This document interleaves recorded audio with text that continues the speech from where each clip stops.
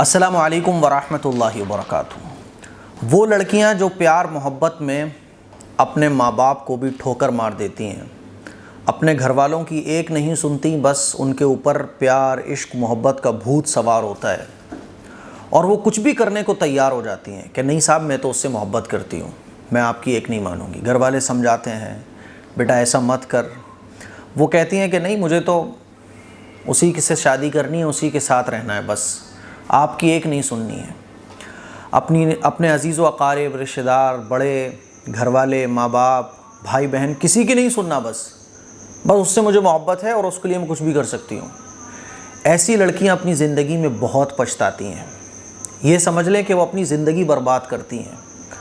और वो लड़कियाँ जो माँ बाप को तो ठुकराती ही हैं, साथ साथ अपने दीन को भी ठोकर मार देती हैं, तो उनका दुनिया में भी हश्र बुरा होता है और आखिरत में भी उनकी बर्बादी ही बर्बादी है। जहन्नम की आग उनके लिए तैयार है। हल्द्वानी का एक बड़ा ख़तरनाक मामला सामने आया है। एक मकान जिसमें 2 दिन से कोई ना बाहर आया ना कोई अंदर गया। लोगों ने नोटिस किया कि इस घर में 2 दिन हो गए, कहाँ चले गए इसके यहाँ के रहने वाले। करीब जाके देखा तो थोड़ी सी बदबू महसूस हुई। जब दरवाज़ा तोड़ा गया तो हैरान, एक लाश पड़ी हुई है जो कि सड़ और गल रही है। पुलिस को खबर की गई। पुलिस ने जब आकर छानबीन की तो पता चला कि ये जो औरत है जिसका मर्डर हुआ है, इसका नाम आस्था है और ये पहले अफसाना थी, हल्द्वानी की रहने वाली थी।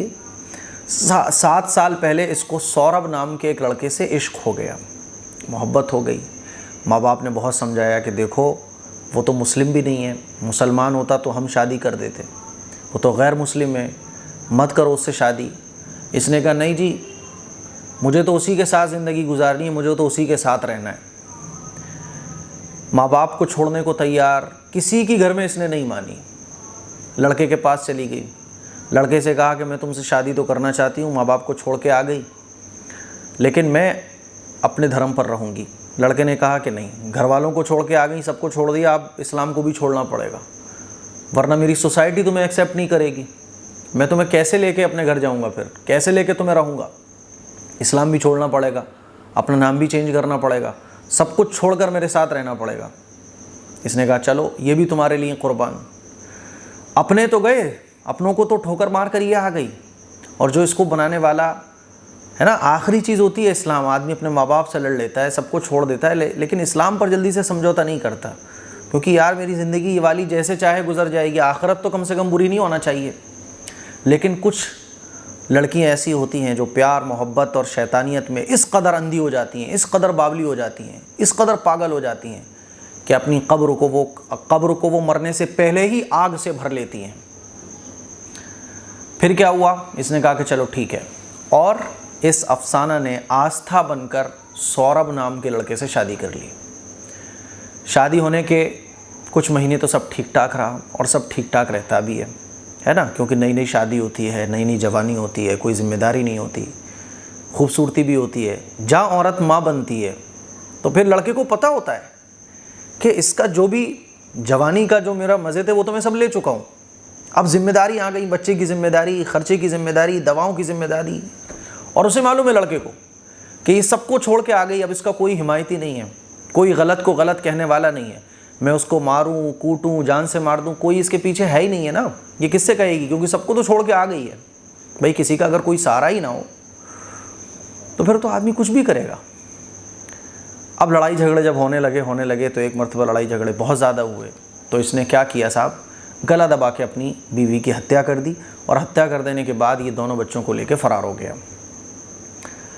2 दिन के बाद ये सारा मामला पड़ोसियों की नज़र में आया, उन्होंने पुलिस को खबर की। पुलिस ने छानबीन की तो आज तकरीबन 25 दिन के बाद, ये कल या परसों की खबर है, 25 दिन के बाद ये खुलासा हुआ कि सौरभ ने अपनी बीवी आस्था, जो केवल पहले अफसाना थी, उसकी हत्या कर दी और बच्चों को लेकर मथुरा में रह रहा था।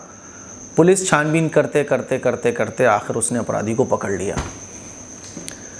आप मुझे बताओ कि ये लड़की, दुनिया में इसको क्या मिला, रुसवाई, ज़िल्लत, क्या मिला दुनिया में। शौहर मार रहा है, पीट रहा है, क्या मिला,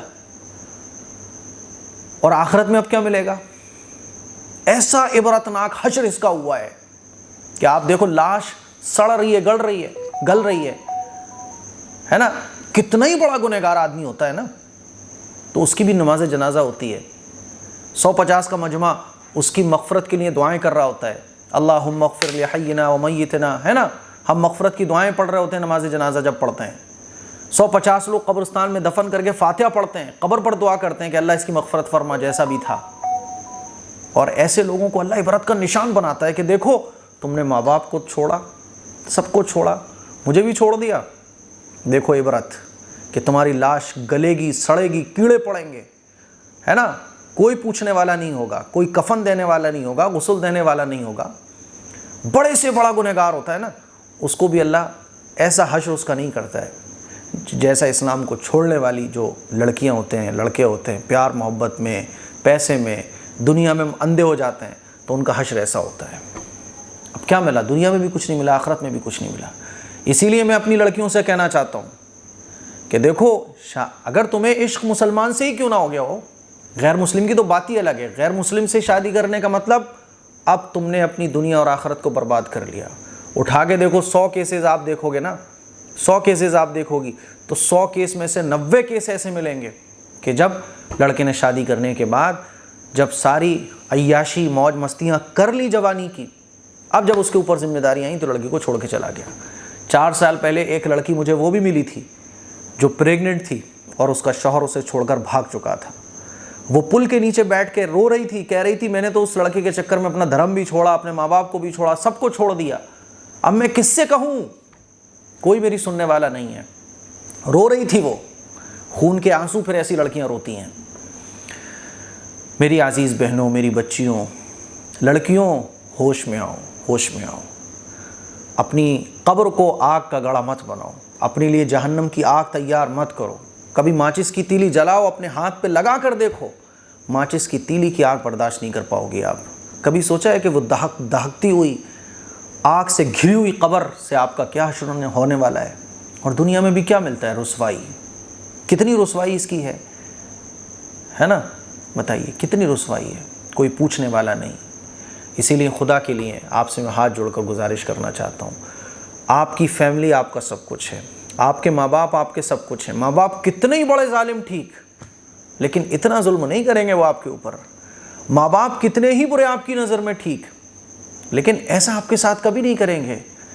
आप जिनको अपना सगा समझती हो ना, गैर मुस्लिमों के साथ शादी करने को, गैर मुस्लिमों की मोहब्बत में पागल दीवानी, अरे साहब ये तो मुझे सब कुछ करना चाहता है, वो आपको टच करना चाहता है, वो आपको छूना चाहता है, वो आपके साथ रात गुजारना चाहता है, इसीलिए सारे प्रोपेगेंडे करता है वो, उसको तो पैसा मिल रहा होता है पीछे से। इसीलिए मैं तो ये कहता हूँ कि अगर मुसलमान से भी मोहब्बत है और माँ बाप मना कर रहे हैं तो मत करो लव मैरिज। अपने माँ बाप को नाराज़ करके मत करो, अपने घर वालों को ठुकरा कर लव मैरिज मत करो, वरना बर्बादी ही बर्बादी है। हाँ, गैर मुस्लिम से शादी करती हो तो दुनिया की बर्बादी भी, आखिरत की भी। मुसलमान से अपने माँ बाप को ठुकरा कर, नाराज़ करके, अपने घर वालों को छोड़ कर मुसलमान से शादी करती हो लव मैरिज, तो इसमें दुनिया का तो सुकून ठीक है मिल सकता है, वो भी गारंटी नहीं है, या दुनिया की मुश्किलें मिल जाएंगी लेकिन आखिरत बच जाएगी, लेकिन सुकून दुनिया का फिर भी नहीं मिलेगा। इसीलिए थोड़ा सा सोच समझ कर ये ख़बर मैंने इसलिए सुनाई है ताकि आप होश में आओ, ताकि आपकी अकल ठिकाने पर आए। इन अंजाम को देखो और सोचो कि कहीं तुम्हारे गलत कदम तुम्हें इस अंजाम तक न पहुँचा दें। अस्सलामु अलैकुम वरहमतुल्लाहि वबरकातुहू।